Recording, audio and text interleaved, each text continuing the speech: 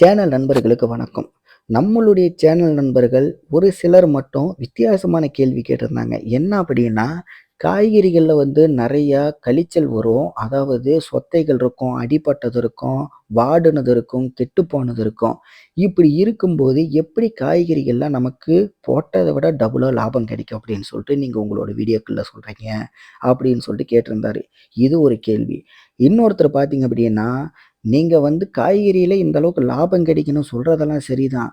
இதே வந்து உங்களோட சேனல்லயே காய்கறி கடை மூலியமா ஒருத்தர் தோத்து போயிட்டாரு, இத்தன லட்சம் லாஸ் ஆயிடுச்சு அப்டின்ட்டு ஒரு வீடியோ போட்டிருக்கீங்களே! இத பார்க்கும்போது எனக்கு இன்னொன்னும் தோணுது. அப்ப நாம எப்படி இந்த தொழில தைரியமா ஆரம்பிக்க முடியும்? அப்ப நீங்க இந்த அளவுக்கு லாபம் கிடைக்கும்னு சொல்றீங்க. அவரு எப்படி தோத்து போனாரு? அப்டின்ட்டு வந்து கேட்கறாங்க. இந்த 2வது கேள்விக்கு பார்த்தீங்கன்னா, அந்த வீடியோலயே நான் தெளிவா பதில் சொல்லியிருந்தேன். அது அவரு எந்த அளவுக்கு பார்த்தாரு, புரிஞ்சுக்கிட்டாரு அப்படின்னு தெரியல. சரி ஃபர்ஸ்ட்லேருந்து வருவோம். கேள்வி. காய்கறிகள்னு எடுத்தாவே நெறைய சொத்தை இருக்கும். அதே மாரி வேஸ்டேஜ் இருக்கும். கழிவுகள் எல்லாமே வரதான் செய்யும். உடைஞ்சது, டேமேஜு, கெட்டுப்போனது, அழுகுனது அப்படின்ட்டு எல்லாம் வரதான் செய்யும். ஆனா, அது நீங்க மூட்டையா எடுக்கும்போது உங்களுக்கு இது எல்லாமே வந்து கலந்து தான் வரும். நீங்க தனிப்பட்ட முறையில இப்போ ஒரு விவசாயிகிட்ட நேரடியா போய் வாங்குறீங்க அப்படின்னா, அங்க போய் நீங்க வாங்கும்போது நல்ல காய் தான் வாங்குவீங்க. இந்த மாரி காய்கறிகள் மார்க்கெட்டுக்கு நீங்க வந்து வாங்குறீங்க அப்படின்னா, அங்க நீங்க வாங்கும்போதும் நல்ல காய்கறிகள தேடி தான் நீங்க எடுப்பீங்க. மூட்டையா வாங்கும்போது மட்டும் தான் எல்லாமே மிக்ஸ்டா வரும். அந்த இடத்துல கழிச்சல்கள் உங்களுக்கு இருக்க தான் செய்யும். டேமேஜ் இருக்கும், சொத்தைகள் இருக்கும், எல்லாமே இருக்க தான் செய்யும். அப்ப அந்த இடத்துல நீங்க இந்த இடத்துல வாங்குற விலைக்கு வாங்குறீங்களா? எந்த விலைக்கு வாங்குறீங்க? ஏன்னா, இந்த இடத்துல கிலோ வந்து உதாரணத்துக்கு ரூ. 30 வாங்குறீங்க அப்படின்னா, அந்த இடத்துல கிலோ வெறும் வந்து ரூ. 15, ரூ. 17, ரூ. 16 இந்த மாரி ரேட்டுக்கு தான் நீங்க வாங்குவீங்க. அப்ப நீங்க வாங்கும்போது, அந்த ஒரு மூட்டையா எடுக்கிறனால தான் அந்த விலைக்கு உங்களுக்கு வருது.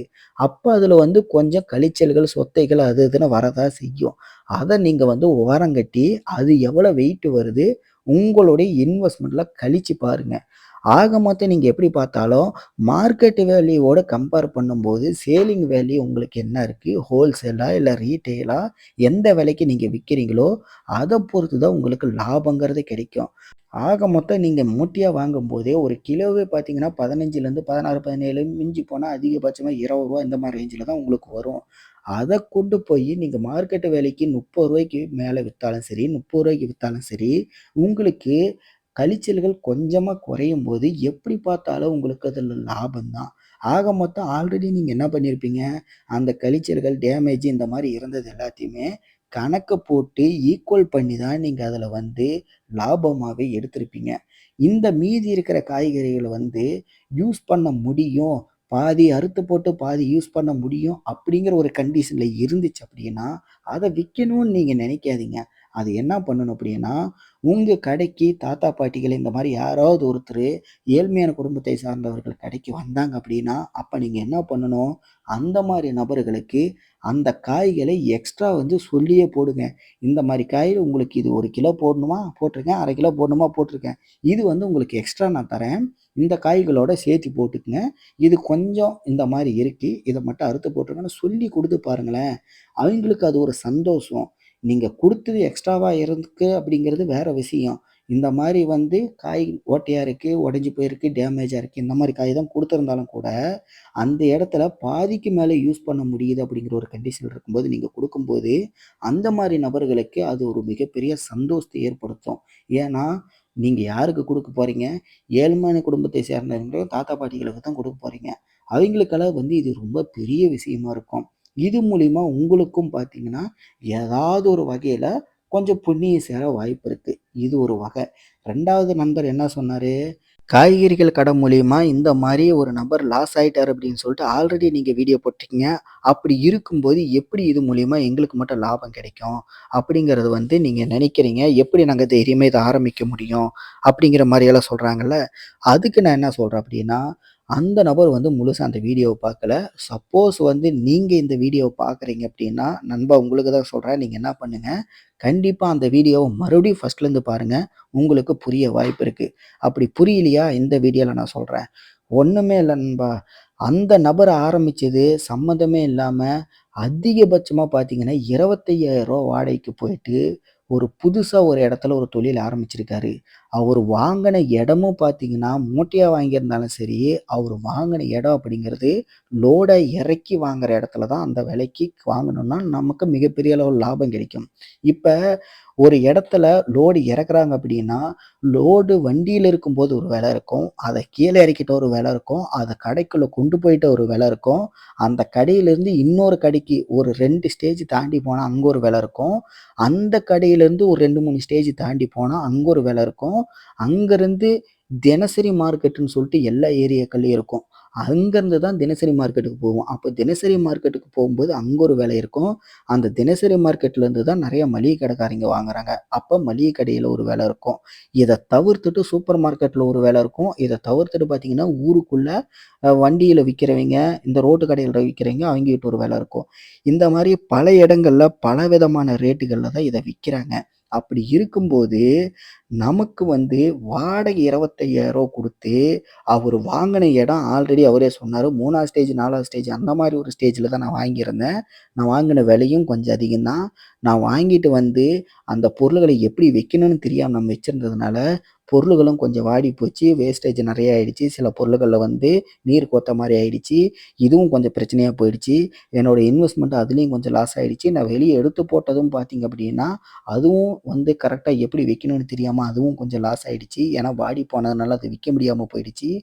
ஆக மொத்தம் எனக்கு வந்து பார்த்தீங்கன்னா, ஒரு மாசத்தோட வசூலே பார்த்தீங்கன்னா, வெறும் ரூ. 10 அப்படிங்கிற ரேஞ்சுல தான் வந்திருக்கு. என்னால வந்து இந்த மாரி வந்துச்சு அப்படின்னா, எனக்கு கரண்ட் பில்லுக்கே பார்த்தீங்க அப்படின்னா, ஒரு ரூ. 6,000 ரூ. 7,000 போயிடுச்சு. ஆக மொத்தம் நான் எப்படி வந்து இதுக்கு வந்து வாடகை குடுக்க முடியும் ரூ. 25,000 எனக்கு மாசமே நான் ரொம்ப தடுமாறிட்டேன். அடுத்து 2வது மாசமா போகும்போது இன்னும் கொஞ்சம் தடுமாறுற மாரி ஆயிடுச்சு. அதனால தான் பார்த்தீங்க அப்படின்னா, நான் 2வது மாசம் கிட்டத்தட்ட ஆரம்பிச்சு ஒரு 10, 15 நாள்லயே நான் கடைய காலி பண்றேன்னு சொல்லிட்டேன். ஆக மொத்தம் இப்படிதான் என் தொழில் லாஸ் ஆச்சு அப்படின்னு சொல்லிட்டு அவரு தெளிவா சொன்னாரு. அத தான் நான் அந்த வீடியோலயும் சொல்லியிருந்தேன். அநேகமா இந்த நண்பர் வந்து தெளிவா பார்க்கலன்னு நெனைக்கிறேன். எப்பவுமே வந்து நம்ம எந்த இடத்துல தொழில் பண்றோம், நமக்கு அனுபவம் இல்லையா? அப்ப அனுபவம் கிடைக்கிற இடம் எந்த இடம்? அப்படிங்கிறத பத்தி கூட நம்மளோட சேனல்ல சில வீடியோக்கள் போட்டிருக்கேன். அதையெல்லாம் பாருங்க. அத பார்த்தா தான் உங்களுக்கு புரியும். எப்பவுமே அனுபவங்கிறது நம்மளுக்கு தேடி வராது. ஒரு வாய்ப்புங்கிறது நம்மள தேடி வராது. நமக்கு ஒண்ணு வேணும், நமக்கு ஒண்ணு பிடிச்சிருக்கு அப்படின்னா, முதல்ல உங்கள நீங்க நம்பணும். உங்கள நம்புறீங்க அப்படின்னா, உங்களால முடியும் அப்படின்னு சொல்லிட்டு கான்ஃபிடென்ட்டா இருக்கீங்க அப்படின்னா, அத எந்த இடத்துல ஆரம்பிச்சா உங்களுக்கு வந்து வருமானம் கிடைக்கும் அப்படிங்கிறத அந்த இடத்த சூஸ் பண்ணுங்க. அந்த இடம் எந்த மாரி இடத்த நீங்க சூஸ் பண்ணணும் அப்படின்னு சொல்லிட்டு தான், ஆல்ரெடி நம்மளோட சேனல்ல பல வீடியோக்கள்ல நான் சொல்லியிருக்கேன். அந்த வீடியோவ பாருங்க. அப்பதான் உங்களுக்கு புரியும்.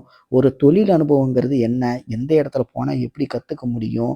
இல்ல நான் ஒரு கடையாவே வைக்கணுமா? இல்ல வேற எங்கேயாவது நான் பண்ணணுமா? அப்படிங்கிறது எல்லாமே ஒவ்வொரு இடத்துல ஒவ்வொரு அனுபவம் கிடைக்கும். இந்த மாரி எல்லாத்தையுமே சில ஸ்ட்ராட்டஜி எல்லாமே நீங்க வந்து யோசிச்சு, தெரிஞ்சுக்கிட்டு, இறங்கி பண்ணுனா மட்டும் தான் உங்களால வந்து சக்சஸ் அடைய முடியும்.